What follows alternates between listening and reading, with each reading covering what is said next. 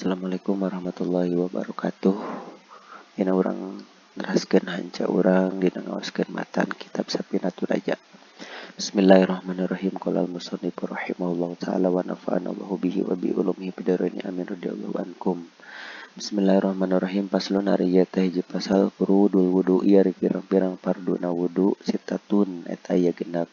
Al-awwalu ari anu teh heula niyatu nyaeta niat.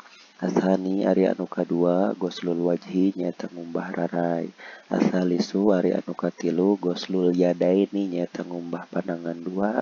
Ma'al mirfaqaini sarta siku dua. Arabi'u ari anu kaopat mashu syai'in nyaeta ngusap saalit minarosi tina sirah. Al-khamisu ari anu kalima goslul rijlaini nyaeta ngumbah sampean dua. Ma'al ka'baini sarta memuncangan dua. Asadisu ari anu kagenep atartibu nyaeta tartib. Maslun ropa khobar mubtada mahdhuf furudu ropa jadi mubtada wudu ijer jadi mudhof ilaih sitatun ropa jadi khobar mubtada alawalu ropa jadi mubtada niyatu ropa sebab jadi khobar mubtada asani jadi mubtada goslu jadi khobar ropa alwajhi jadi mudhof ilaih asalisu jadi mubtada goslu jadi khobar al-yadaini jadi mudhof ilaih jer ma'al zorob nasob mirfaqaini jadi mudhof ilaih jer mirfaqaini jer ciri jerna ya sabab isim tasniyah arabi'u ropa jadi mubtada mashu jadi khobarna ropa syai'in jadi mudhof ilaih jer minarosi min harfu jarin arosi dijerkeun ku min al-khamisu jadi mubtada goslu jadi khobarna ropa arijlaini jadi mudhof ilaih jer ma'a zorob al-kabaini jadi mudhof ilaih jer asadisu jadi mubtada tartibu jadi khobar. Dina pasal 5 urang ngabahas tentang farduna wudu. Fardu wudu teh sitatun aya genep. Al-awalu an-niyatu nu kahiji niat. Jadi eta niat teh wajib dina wudu teh kudu diniatan heula. Niatna contohna seperti nawaitu rafa'al hadasi asgoril istibahati sholati fardhu lillahi ta'ala niat abdi wudu hoyong ngaleungitkeun hadas alit hoyong dimenangkan salat karena Allah taala niat eta wajib. Ingat niatna dina hate bari niatna ketika urang arek ngumbah hiji bagian tina rarai urang. Nu pertama anu bade dikumah dina rarai urang tidinya urang kudu niat. Asana nu kaduana goslul wajhi ngumbah rarai eta wajib. Nah, sadayana rarai di batas anu luhur ka handap anu wigit ka gigir deui sadayana sareng anggota naon wae anu aya dina rarai rambutna buluna sedah dikumah. Asalisu anu katiluna goslul yadaini ngumbah pandangan dua ma'al mirfaqaini tepi ka siku dua di handapna ti ujung jari tepi ka luhurna tepi ka siku-siku sadayana eta kudah dikumbah.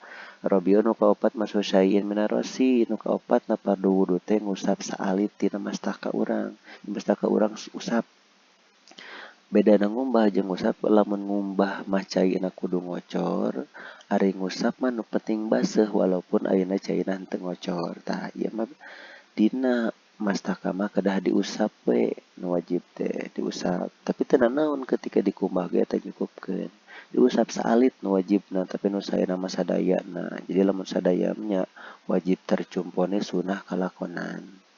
Al-khamisu nu kalimana goslul rijlaini ngumbah sampean dua ma'al kabaini tepi ka mumuncangan tah di handap ujung jari sampean tepi ka luhurna batasna tepi ka mumuncangan. Asadisu ari anu kagenep tartib punya tartib teh nyusun tersusun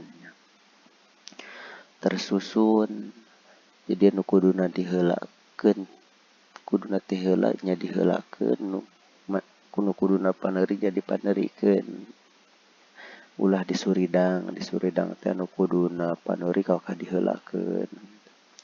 Terus paslun ari ieu teh hiji pasal niyatu ari ngaran niat qasdu syai'i nyaeta neja hiji perkara atau ngawaqsud hiji perkara muktaronan bari anu dibarengan bifi'alihi kalawan migaweana ieu syai'i pamahaluha jeung ari tempatna ieu niat alqalbu nyaeta hate wa talaffuzu jeung ari ngucapkeunna biha kana niat sunnatun eta sunat wa waktuha jeung ari waktuna ieu niat inda gosli awali juz'in eta tetep nalika ngumbah mimiti bagian minal wajhi tina rarai. Tartibu jeung ari tartib ala yuqaddima nyaeta henteu ngaheulakeun jalma udwan kana hiji anggota ala udwin kana anggota sejen. Pasal ieu mah ngabahas tentang naon niat teh tah. Nu dimaksudkeun niat nu kaalebet kana fardu wudu teh. Niat teh qasdu syai'i muqtaronan bipilihi. Ngamaksud arek migawe hiji perkara bari langsung dipigawe eta niat. Jadi niat pakartek dina hate ngamaksud dina hate langsung dipigawe eta niat. Mana ketika orang niat sholat usolli pada zuhri langsung orang ngelaksanakan sholat. Nah, ternyata orang wudu nawe teropal hadasil asgori ngretek dina hate dipigawe wudu na tanya. Wa mahalu hal qalbu tempat na niate dina hate. Nu dina hate niat mah wa talaffuzu biha sunnatun ari ngucapkeunana kulisan eta mah hukumna sunnah.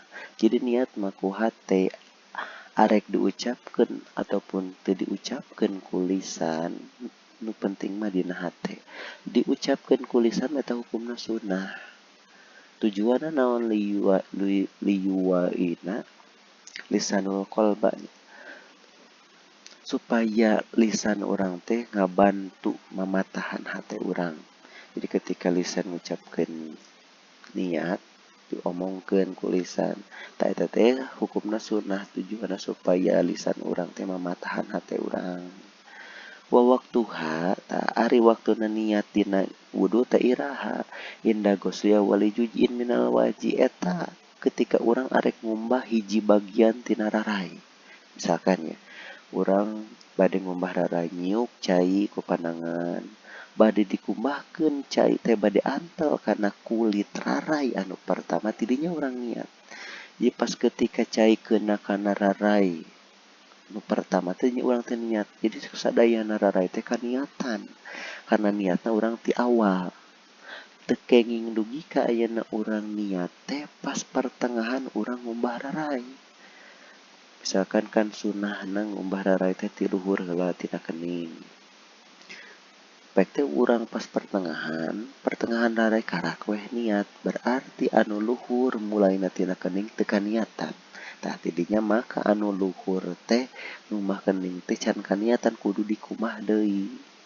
Jadi kudu mimiti bagian ketika urang ngumbah rarai supaya sadayana rarai urang teh kaniatan. Nah, eta wa tartibu adapun ari tartib mah la yuqadimu udun ala udun ulah sok ngaheulakeun anu kudu paneuri.